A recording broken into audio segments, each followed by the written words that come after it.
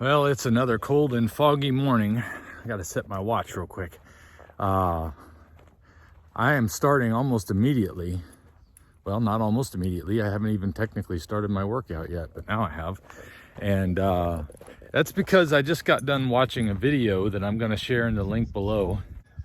It really touched a nerve in me to watch these two great minds discuss things that are very deep in nature, and they deal with the religious aspect of things. So if you're not into that, you may not enjoy the video as much as I did, but it was great to watch these two people discuss their beliefs or what challenged their beliefs. And because there was one character on the show that was articulating very well his belief, and it didn't fundamentally match mine, it was interesting, because it's one of those things about that a lot of people have a hard time conceptualizing if they don't think about it for a while, is to listen to people who have a different viewpoint than you can help you hammer out the kinks in what you know to be true.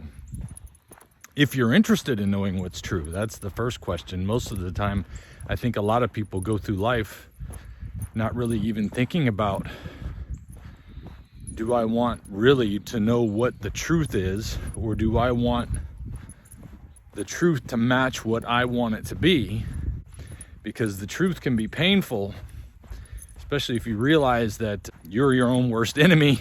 These can be painful things to discover, but the pain of discovering them is what makes you mature. It's what helps you to grow and to be stronger, so that when you're, like, I couldn't imagine even sitting and talking with these two people that were speaking in this video, Jordan Peterson and another guy, and they were talking about Christianity and Islam.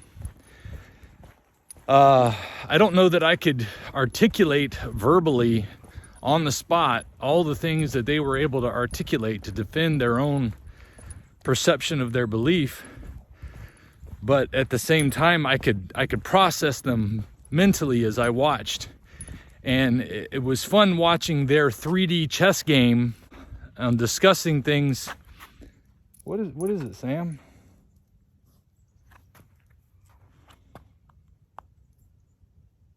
Sometimes he just wants to know and then pee on it. You got it? Lord have mercy. Boy, he'll bring me right back to earth. But it was so much fun watching two people who really know how to think, discuss things. Especially, I always enjoy watching Jordan Peterson's mind work. Even though I don't agree with him everything, I love what he's doing as a psychologist. But I love listening to debate on issues. It's kind of like, I spend a lot of time studying what I believe from a doctrinal standpoint. I look at that kind of like, if you picture my conception of things as being this big balloon shaped thing that I'm banging out from the inside to understand what exactly it is when I'm, say, studying something I already believe but don't fully understand. I'm trying to understand my own faith a little bit better.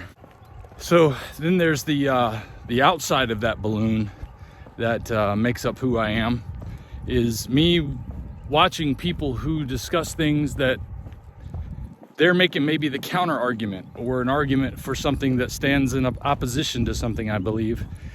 That'll help challenge my own beliefs by hammering away at them from the outside, and help me to have their perspective so that I can seal up any of my misunderstandings by learning better what I understand. Or it challenges my beliefs to a point that when I investigate further, I realize that I've been following something that has been misleading.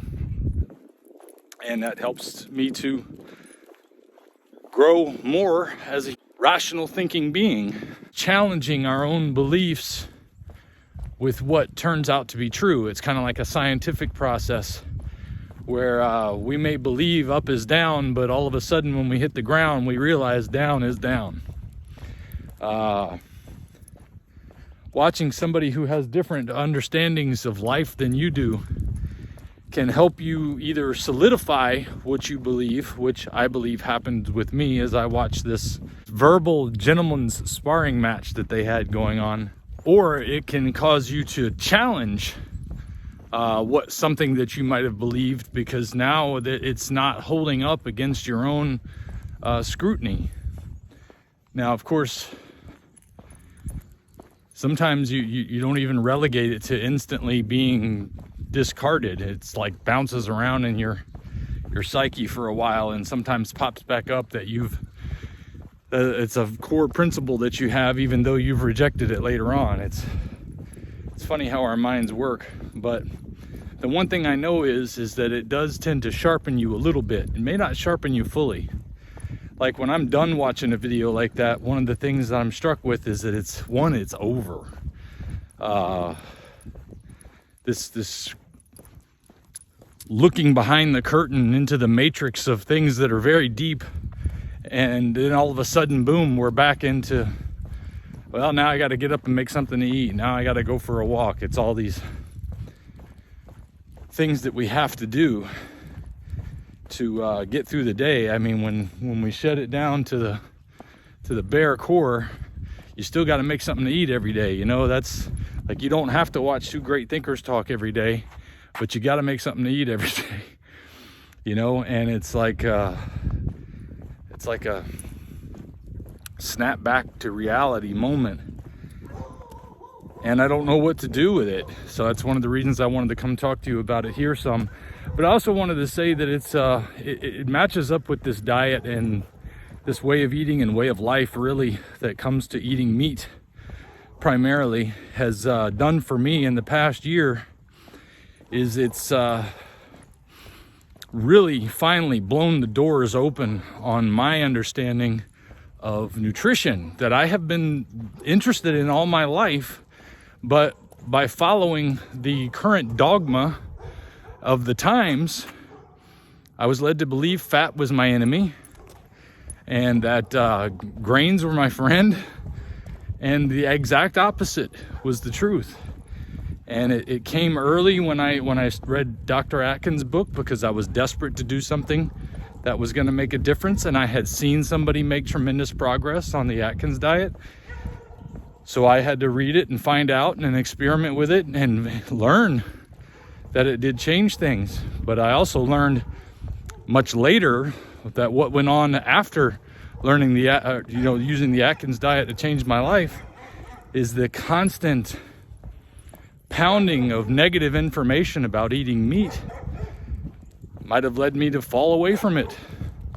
And then all these Atkins products came out after Dr. Atkins died. Like, these are products I don't think he would have approved of anyway. But my own knowledge was distorted by somebody trying to lead me down the wrong path again. You know, not because they wanted to necessarily hurt me, but because they wanted to help themselves. They wanted to continue to sell their products that were not good for me to eat. And then this second revival of having found the Lion diet, when it went even further than what had challenged the previous dogma by, Atkins telling me to eat mostly meat and have some greens. Now here I'm looking at a diet that's talking about eating all meat and no greens. And that sounds totally counterintuitive to everything I had believed before. But if I hadn't listened to an alternative viewpoint, then I wouldn't have challenged that incorrect dogma, and I wouldn't have learned and grown from it. So when you're thinking about a diet like this, you've just got to keep looking at people who are producing results and realize that those people found benefit in this odd, going against the grain diet And maybe you might be one of those people that would benefit from it as well. Maybe most people are. It's hard to really say. I know a lot of vegans who claim to do very well on that. At least I've heard of a lot of vegans who claim to do much better, or they can't tolerate meat or whatever. So anyway, if the idea of an all meat diet sounds counterintuitive to everything you've learned, listen to some of the stories out there. You can follow mine from the very beginning, as I started on this channel back in May of this year when I launched a video called 125 Days on Liondiet. And I had no idea it was going to take off like it did. But it has been a blessing to be able to reach out to so many of you and hopefully help you see through a veil of lies that have kept you down for many years, just like I did. I'll see you next time.